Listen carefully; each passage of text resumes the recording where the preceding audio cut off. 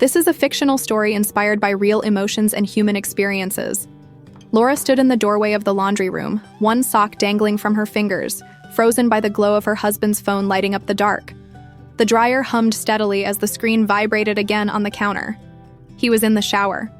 The house felt unnaturally quiet. She didn't mean to look. She told herself that as the same name appeared again, the one he'd laughed off before. Laura felt her chest tighten, not with anger yet, but with doubt. She listened to the water running upstairs. Long enough to unlock the phone, long enough to read, long enough for something inside her to crack. Her face stayed still. No tears, not yet.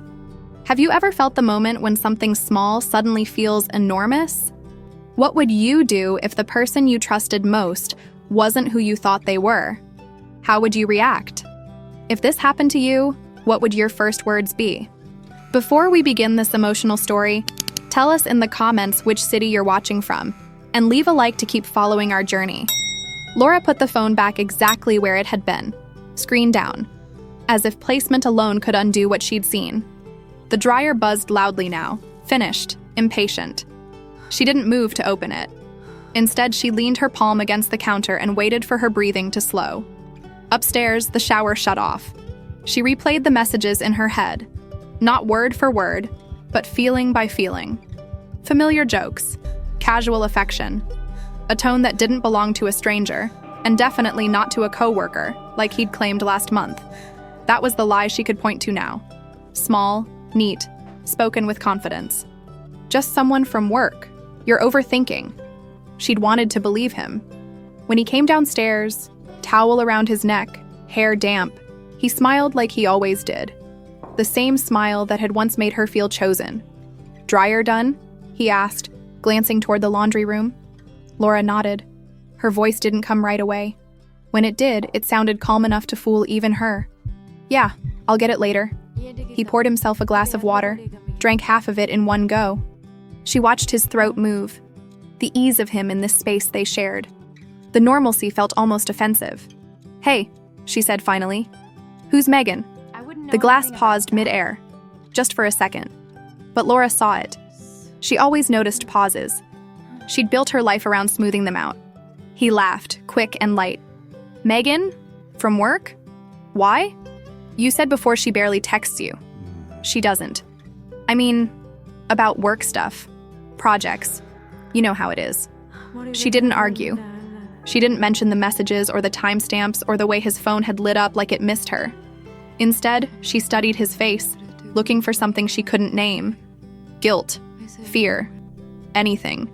He stepped closer, lowering his voice. "Why are you asking?" Laura shrugged. "Just curious." That night, lying in bed beside him, she stared at the ceiling while he slept easily, one arm flung across her waist like a claim. His breathing was slow and steady, trusting. The irony didn't escape her. She thought about all the times she'd dismissed her own instincts. The lunches that ran late, the sudden privacy around his phone, the way he'd started saying her name less, like it took effort. Maybe this was just insecurity. Maybe marriages went through phases like this, quiet shifts no one talked about. But lying there in the dark, Laura realized something had already changed. Not because of what she knew yet, but because of what she no longer believed. In the morning, she watched him leave for work from the front window, coffee mug in hand, keys jangling. He waved without turning around. She waved back, her reflection faint in the glass. Only after his car disappeared did she allow herself to sit down at the kitchen table. Her hands shook as she wrapped them around her mug, the coffee untouched. The lie was small, manageable, almost forgivable. But Laura had the unsettling sense that it was only the doorway, and whatever waited beyond it was much darker than she was ready to face. Laura didn't confront him again. Not that day, not the next. Instead, she watched. It surprised her how easy it was to become invisible inside her own marriage. She noticed things she might have missed before. How he angled his phone away from her on the couch. How notifications were suddenly silenced. How he stepped outside to take certain calls, lowering his voice even though there was no one else around. Nothing dramatic, nothing obvious. Just a series of small adjustments that didn't belong to someone with nothing to hide. On Thursday morning, Laura stayed home after he left. She told herself it was coincidence, that she'd planned to reorganize the hall closet anyway. But when she opened the drawer beneath the entry table, Her hands hesitated. Inside were old envelopes, receipts, things they never bothered to sort. She sifted through them slowly, her heart beat loud in her ears. Then she found it, a folded piece of paper with her husband's handwriting on the outside. Not a note. A list, dates, times, locations. At first, she didn't understand what she was looking at. Her mind tried to label it as work-related, something harmless. But the more she stared, the clearer it became. These weren't meetings. They weren't errands. They were patterns. Every Tuesday evening, every other Saturday morning. Always during hours he claimed to be somewhere else. Laura sat back on the floor, the paper trembling between her fingers. This wasn't impulsive, it wasn't reckless. Whatever this was, it had been planned, maintained. Later that night, she brought it up carefully, as if walking across thin ice. "Do you still go to the gym on Saturdays?" she asked, stirring a pot on the stove. "Yeah," he said, too quickly. "Why?" "No reason. I just thought you stopped." He shrugged. "Guess not." She didn't press, but something in her chest tightened. Not jealousy this time, but something heavier. A sense of being edited out of her own life. That night, after he fell asleep, Laura took his phone from the nightstand. Her hands were steady now. Too steady. She'd crossed an invisible line and knew there was no going back.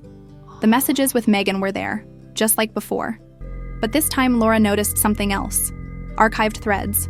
Conversations saved under initials instead of names. She opened one. What she read wasn't romantic. There were no hearts, no confessions.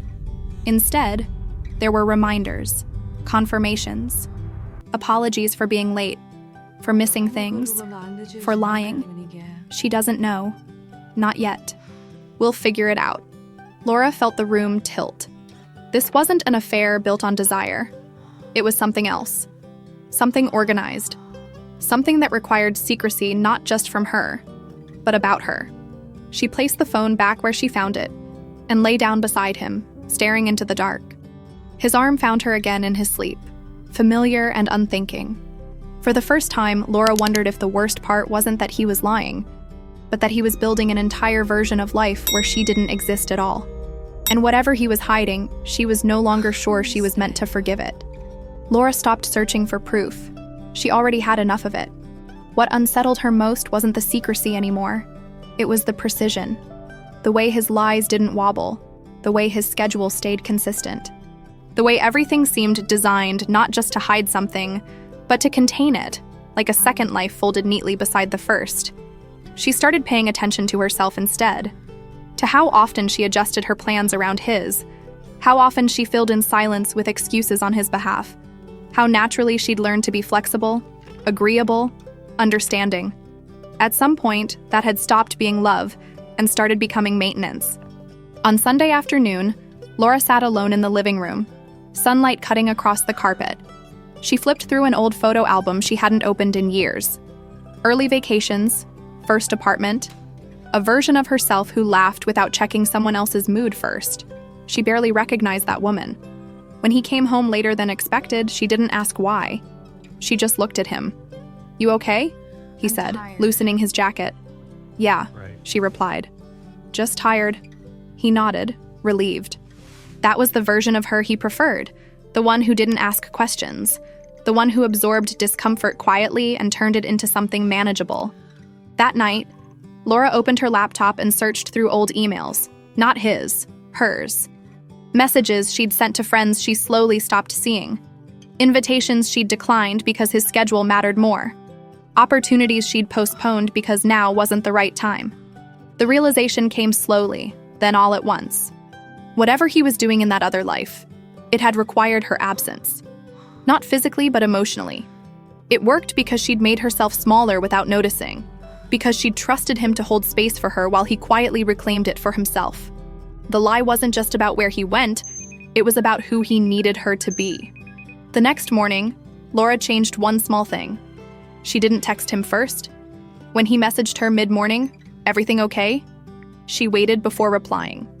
"Yeah, just busy." The words felt foreign, empowering, dangerous.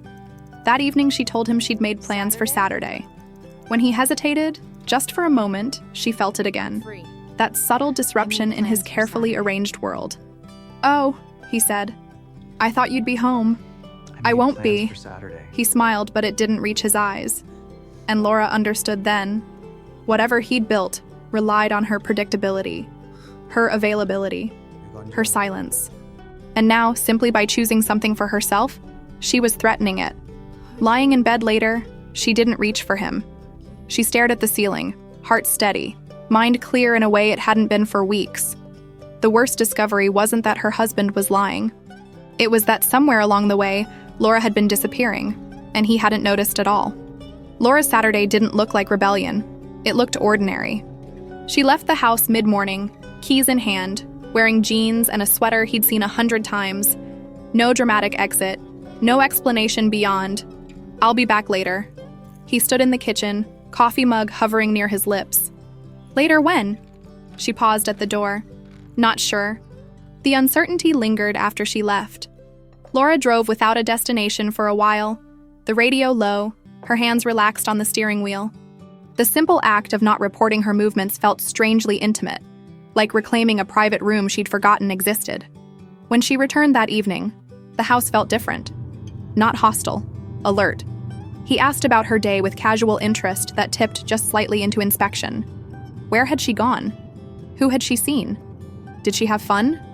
"It was nice," she said. "I needed it." He nodded, filing the information away. Over the next week, she kept doing it. Small deviations. Coming home later, saying no without apology, letting texts sit unanswered. Each time she felt the shift, the way his patience thinned, the way his questions multiplied. "You seem distant," he said one night, standing in the doorway as she folded laundry. "I'm here," Laura replied, not looking up. "That's not what I meant." She almost laughed. Instead, she folded a shirt with deliberate care. He started offering help she hadn't asked for. Cooking dinner, picking up groceries. Acts of consideration that arrived late, carrying an unfamiliar urgency. Not affection. Management. One evening, she overheard him on the phone in the backyard, voice low and tight. She couldn't hear the words, but she recognized the tone. The same one from the archived messages. Controlled. Careful. That night, he reached for her in bed. She didn't pull away. She didn't respond either. "Is something wrong?" he asked. Laura stared at the wall. "Do you want me to say yes?" Silence stretched between them. He exhaled sharply, rolling onto his back. "I don't know what you want from me." The truth hovered there, unspoken. She wanted honesty, space, recognition. But what he wanted was stability. The next day, he surprised her by coming home early. Too early. He suggested dinner out, a place they used to go before life got complicated. Laura agreed, watching his relief flicker and settle. At the restaurant, he held her hand across the table. His thumb traced circles on her skin, a familiar gesture deployed with new intention. "You know I love you," he said softly. Laura met his eyes. For the first time, she saw fear there. Not of losing her affection, but of losing control over the version of life he'd curated so carefully. She squeezed his hand once, then gently withdrew. Yes. "I know," she said, and realized she wasn't sure what it meant anymore. When they got home, Laura stood alone in the bathroom, staring at her reflection. She looked the same, but something essential had shifted. She wasn't waiting for answers now. She was watching what he did when he realized she no longer fit where he'd placed her. Laura found out by accident. Or maybe it only felt that way because she'd stopped forcing the truth to reveal itself. She was using his laptop one afternoon, responding to an email, when a calendar notification popped up in the corner of the screen. It disappeared quickly, but not before she caught the title. Meeting, finalized. Her pulse stayed calm. That surprised her. She opened the calendar, scrolled back, forward. What she saw wasn't chaos. It was structure. Appointments blocked months in advance. Personal time marked carefully. Recurring commitments that overlapped neatly with the hours he was supposedly unavailable to her. This wasn't secrecy born from impulse. It was preparation. Laura leaned back in the chair, the room quiet around her. The realization settled slowly, like dust after something had already broken. He hadn't been deciding whether to leave. He'd been deciding how. That evening, she asked him something simple. "Are you happy?" she said, as they stood side by side in the kitchen. He hesitated. Not long. Just enough. I think so, he answered. She nodded. With us? Another pause. Longer this time. I care about us, he said carefully. The words were precise, avoidant, chosen. That was when Laura understood the full shape of it. He hadn't been lying because he was confused. He'd been lying because he was resolved. Whatever life he was building, it didn't include negotiation. It didn't include her voice. Later, she found the folder. It was tucked inside a stack of old documents, labeled blandly enough to disappear at a glance.